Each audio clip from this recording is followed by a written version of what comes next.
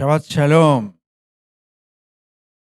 Bueno, vamos a compartir entonces juntos la lectura del Maftir, de la Parashá Vaishlach, y desde ahí nos vamos a ir a la Haftará.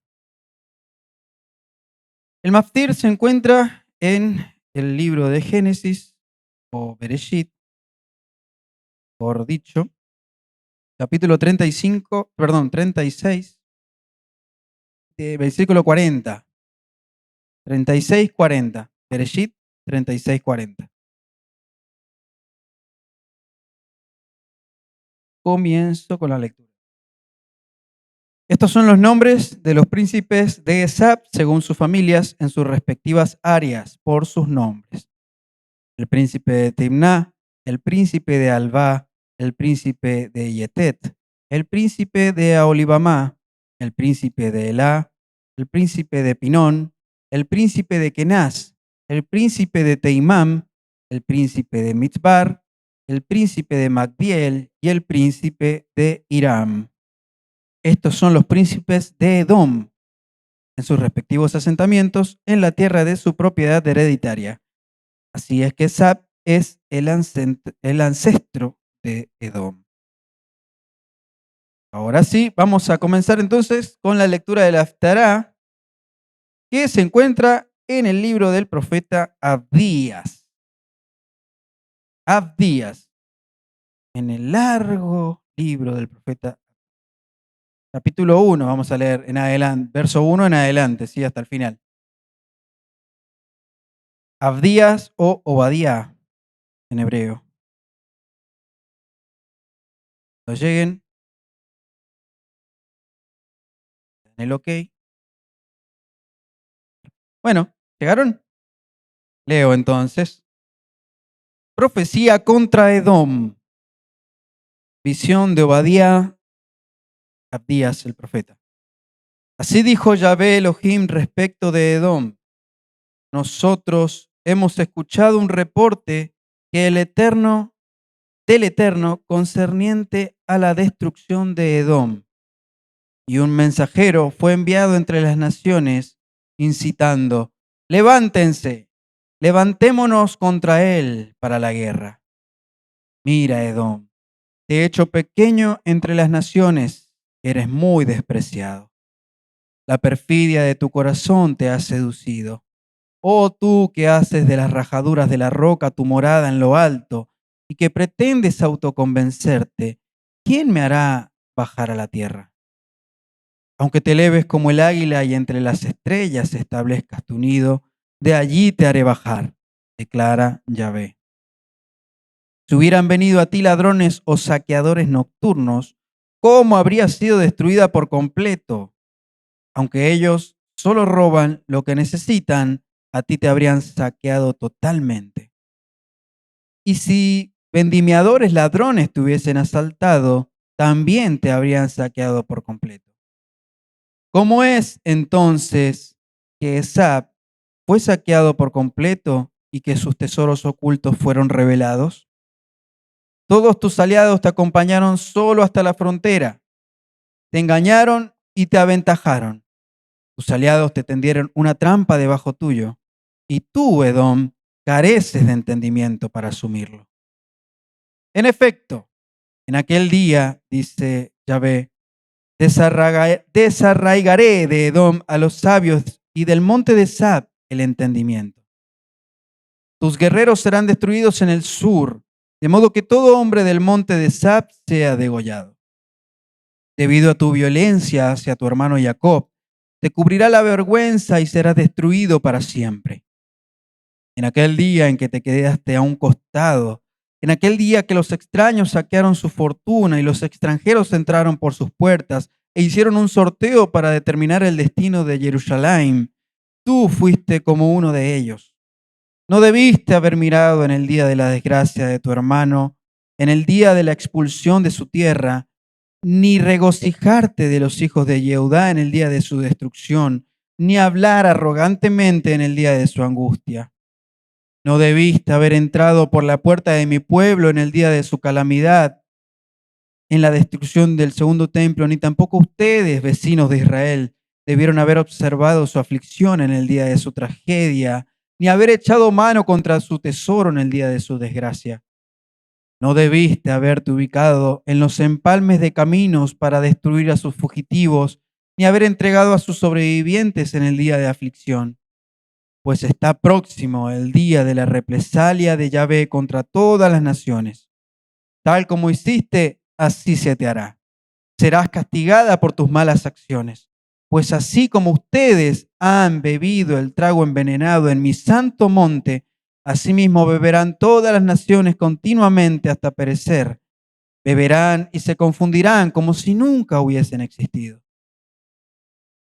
Pero en el monte de Sión habrá un remanente de israelitas que quedará consagrado, y la casa de Jacob poseerá su herencia. La casa de Jacob será un fuego, y la casa de Joseph una llama. Y la casa de Sab, paja que la encenderán y la consumirán, y no habrá sobreviviente de la estirpe de Sab, pues Yahvé lo ha dicho.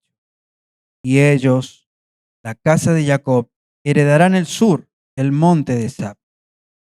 Y los habitantes de la llanura ocuparán el territorio de los filisteos. También poseerán los campos del valle de Efraín y los campos de Shomrom, y Biniamim heredará la tierra de Gilad. La comunidad exiliada de los israelitas estaban con los kenaanitas hasta Zorfat, y el exilio de Jerusalén estaba en Sefarat.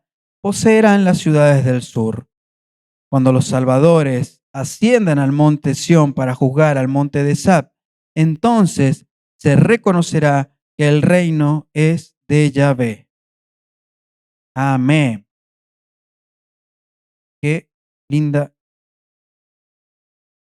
lectura que tenemos para esta haftará. Profeta Abdías. Antes de empezar con lo que he preparado para ustedes en este día, me gustaría que pudiésemos considerar quién es el profeta Abdías, quién fue el profeta Abdías. Como habrán visto, como ya hice alguna alusión antes de empezar la lectura, el libro de Abdías es el más corto de todo el Tanaj, ¿sí? De un capítulo, una página en algunas Biblias, capaz que dos en letra extra grande, pero es la más corta. Abdías fue un hombre proveniente de la nación de Edom. No sé si sabían. ¿Sabían? Era de Edom. Abdías era un profeta que provenía de la nación de Edom y se convirtió a la emuná hebrea de nuestros padres. Todo este capítulo que acabamos de leer acá tiene una sola profecía, se habrán dado cuenta, ¿sí o no? Desde el comienzo hasta el final está dedicado solamente a Edom a través de varios periodos de la historia. Si queremos conocer un poco más el contexto en el cual se sitúa esta profecía, es la época justamente más o menos del siglo VI antes de la era común. Una época donde Babilonia justamente estaba atacando Jerusalén y Edom se hizo el distraído. Y no solo se hizo el distraído, sino que aprovechó la situación y atacó a sus hermanos. A mí me llama mucho la atención porque yo le explicaba, hablábamos con mi esposa, cómo Edom, la maldad que había, ¿no?, en Edom, de hacer eso, de aprovecharse de la situación de Jerusalén, toda la maldad que estaba acechándolos, y ellos fueron y saquearon las pocas ciudades que estaban alrededor, se aprovecharon, robaron, mataron. Sin embargo, el Eterno siempre le dijo a Israel que, de alguna manera, respetara a Edom, de cierta manera, ¿no? Cuando estaban caminando yendo para la tierra de Canaán, ¿no?, en el desierto, ¿qué le decía el Señor cuando llegaron a la parte de Edom? Que le pertenecía a Edom, que pidieran permiso para cruzar. Y Moshe, todo un señorito, fue a pedir permiso y Edom le dijo, no, papi, por acá no pasa. O sea, hasta ese momento eran, pero malísimos, eran malvados. Bueno, en la parashá Vaishlach vemos algo raro, ¿no? Vemos algo diferente.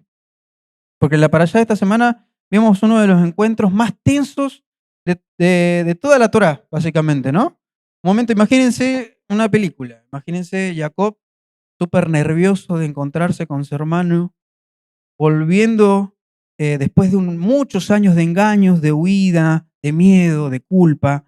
O sea, no es solamente una escena familiar, sino que es el inicio de una larga historia que va a seguir latiendo en los descendientes de cada una de estas personas, de Israel y de Edom. ¿Sí o no? La Tará, el libro de Abdías, nos muestra el final básicamente de este conflicto cuando ya no se trata solamente de dos hermanos, de dos personas, sino de dos pueblos ya. Y acá hay dos formas de pararse ante la vida, porque son dos maneras de pensar también, ¿eh? Son dos maneras de relacionarse con el otro. Son dos maneras de relacionarse con el hermano. Abdías es el profeta que el Eterno levanta para hablarle a Edom. ¿Por qué elige a Abdías? Qué loco, ¿no? El pueblo descendiente de Esab era Edom, para los que no sabían. Saúl, Esab. Elige entonces al profeta Abdías cuando Edom llegó al extremo de aprovecharse de la destrucción de Jerusalén bajo Nabucodonosor. Acá hay una cosa para considerar muy interesante que cuando la leí dije, wow, wow. Con respecto al profeta Abdías y a Esab, hay una relación, hay una contradicción, mejor dicho. El Talmud hace un contraste muy fuerte entre estas dos personas. Sí, sí, sí. Esab vivió entre dos personas justas, ¿sí o no? Tuvo a su madre, Ribka, y a su padre, Itzhak, ¿sí o no? Dos personas justas. Y no aprendió nada, básicamente. Abdías, en cambio, vivió entre dos reyes malvados, Ahab y Jezabel. Y aún así, Abdías llegó a ser un sadik, un justo. Es como si el Eterno nos estuviese hablando a todos nosotros ahora y nos dice, no me uses tu contexto, no me uses tu historia como excusa para no cambiar. No me vengas con cuentitos porque yo conozco muy bien tu historia. Sé lo que sos capaz de hacer. El Eterno, que es justo, justo no, decide que Edom va a ser juzgado por alguien que estuvo de ese lado, del lado de Edom, en una situación mucho más adversa incluso. Y aún así, Abdías elige la fidelidad. Abdías se convierte así en un espejo incómodo. Demuestra que el entorno influye, pero no llega a determinar. La historia familiar puede llegar a pesar, pero no obliga. Entonces acá vienen un par de preguntas para cada uno de nosotros que nos podemos hacer. ¿Cuántas veces a lo largo de nuestra vida, a lo largo de nuestra historia, justificamos nuestras reacciones diciendo, yo soy así por lo que me tocó vivir en el pasado? Entendeme. ¿O cuántas veces decimos, cuántas veces vamos a repetir patrones destructivos solo porque decimos, no, pasa que en mi casa siempre fue así, yo siempre viví eso, entonces no me queda otra? Abdías nos muestra que sí es posible cortar esa cadena, incluso viniendo de Edom, viviendo entre dos reyes como Ahab y Jezabel. Acá, bueno, cerrando esta parte, Abdías hace una denuncia, ¿cierto? Cuando el orgullo de Sab, de Edom, se levanta contra la voluntad del Eterno, básicamente. Abdías habla en nombre de Yahvé.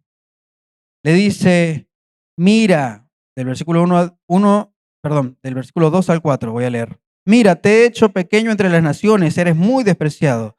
La perfidia de tu corazón te ha seducido, oh tú que haces de la rajadura de la roca tu morada en lo alto. Aunque te eleves como el águila y entre las estrellas pongas tu nido, de allí te haré bajar. ¿No se acordar la canción? Ego, sacude, bájate de esa nube. No se te olvide que el que más baja más sube. El más pequeño aquí es el más grande allá. ¿Eh? Edom se siente súper intocable. Está súper seguro allá arriba en sus montañas, ¿no? Está súper orgulloso también de su posición. Pero el problema no es solamente el poder, sino la actitud que toma frente al sufrimiento de sus hermanos. Ahí estuvo el problema. Aparte de que era un súper altivo, súper soberbio, el problema estuvo que en su actitud frente al sufrimiento de Israel. En el versículo 10 dice, debido a tu violencia hacia tu hermano Jacob, te cubrirá la vergüenza y serás destruido para siempre. Y acá empieza una serie de no debistes que te dejan reloj. No debiste mirar en el día de la desgracia de tu hermano, no debiste alegrarte, no debiste entrar por la puerta de mi pueblo en el día de su calamidad. Acá hay que pensar en esto, no debiste, dice, no debiste. Yahvé señala no solo lo que Edom hizo, sino lo que no debería haber permitido en su corazón.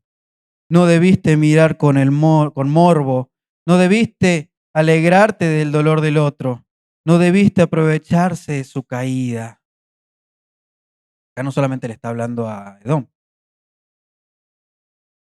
No debiste mirar con morbo, no debiste alegrarte del dolor del otro, no debiste aprovecharse de la caída del otro. Abdías amplifica ese juicio en un plano ya universal. En el versículo 15 dice, porque cercano está el día de Yahvé sobre todas las naciones. Como tú hiciste, así se va a hacer con vos, contigo. Quise argentinizarlo. Así será contigo. Tu recompensa recaerá sobre tu propia cabeza. Acá hay un mensaje. Dice que la violencia, la burla, el gozo ante la caída ajena, sentarse en silla de escarnecedores, la indiferencia ante el sufrimiento del hermano son boomerangs espirituales.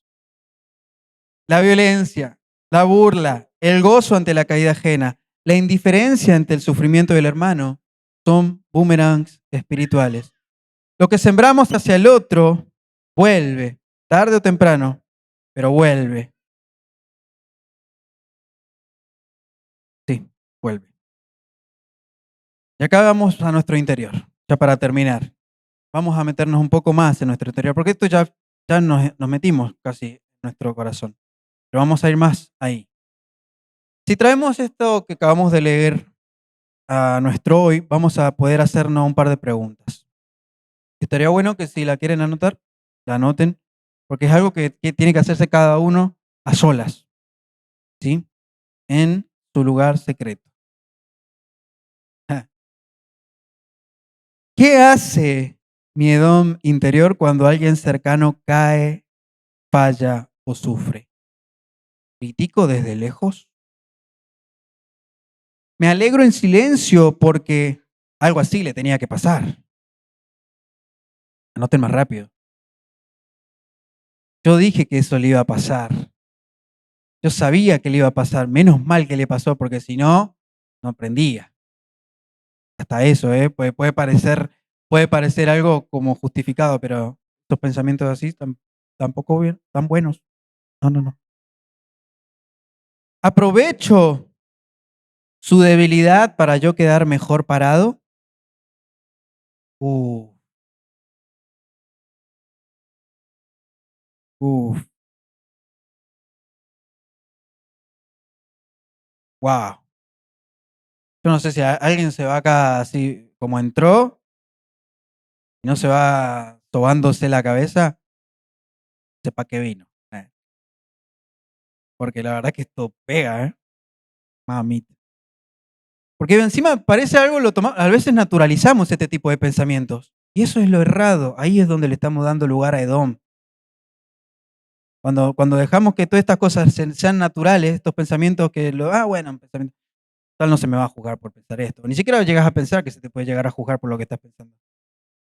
Pero cuando empezamos a analizarnos, empezamos a que cada acción que hacemos, cada pensamiento que tenemos realmente pueda ser para la gloria del Eterno. Pues no solamente le damos gloria con lo que hacemos con nuestras manos, lo hacemos también con nuestros pensamientos. ¿Amén? Al mismo tiempo, dentro nuestro, también está Jacob, está Israel. Está esa parte que siempre quiere buscar la reconciliación. Está esa parte que siempre está dispuesta a luchar en la noche con sus propios miedos y orgullos. Está esa parte que se abre a la humildad, se abre a la empatía, tiene un pensamiento mucho más altruista. La lucha de Jacob con el ángel es también la lucha nuestra entre Edom y entre Israel, entre el orgullo y entre la humildad, entre el resentimiento y entre la compasión. Ahora, el profeta, como cada profeta, nos deja un mensaje de esperanza, ¿eh? No termina solamente así con palo, palo, palo. Deja un mensaje de esperanza. En medio de todo el juicio, Abdías dice lo siguiente en el versículo 17. En el monte de Sión habrá un remanente que quedará consagrado y la casa de Jacob poseerá su herencia. Yo no sé cuántos quieren ser parte de ese remanente. Ese remanente consagrado no es gente perfecta, es gente que dejó de justificarse con su Edom interior y empezó a elegir el camino del patriarca, el camino de Israel. Dejó de mirar la desgracia con dureza, la desgracia del otro con dureza. Dejó de alegrarse por los fracasos del otro. Eligió ser puente y no un muro.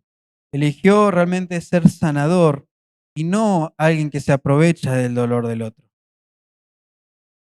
Preguntas finales para cada uno de nosotros. ¿En qué situaciones, ya con esto termino, con estos términos, termino? ¿En qué situaciones recientes me descubrí más parecido a Edom que a Israel? No nos vayamos tan lejos. ¿En qué situaciones recientes me descubrí más parecido a Edom que a Israel? ¿Hay alguien con quien estoy mirando desde lejos su dolor en vez de acercarme con empatía? ¿Qué decisión concreta puedo tomar esta semana para actuar como Israel y no como Edom? Hermanos, amados, quiera el Eterno, quiera el Señor, que el estudio que hacemos diariamente de la Torá nos guíe a cada uno de nosotros realmente a poner luz en nuestras oscuridades para que podamos llegar a ser parte de ese remanente, de ese Israel que va a quedar consagrado, como lo decía Díaz en el versículo 17. Así que bueno, ese es mi anhelo para cada uno de nosotros. Espero que haya sido de edificación realmente esta conexión. Para mí ha sido todo un placer.